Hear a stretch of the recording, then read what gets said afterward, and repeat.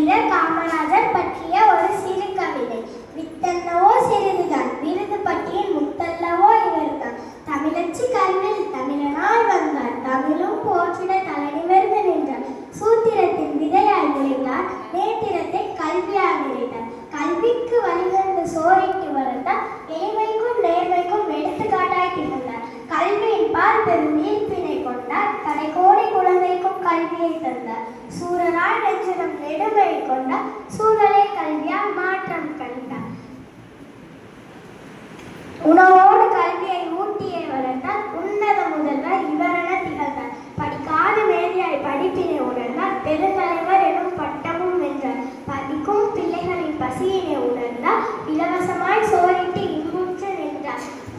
உலகை பகுத்தறிந்து பட்டதாரியானார், பதவி சுகமற்று பண்பற்று நின்றார். பள்ளி பல ஆயிரம் திறந்து வைத்தார், மதிய உணவு திட்டம் மூலம் விருந்து வைத்தார். கருப்பு காந்தியாய்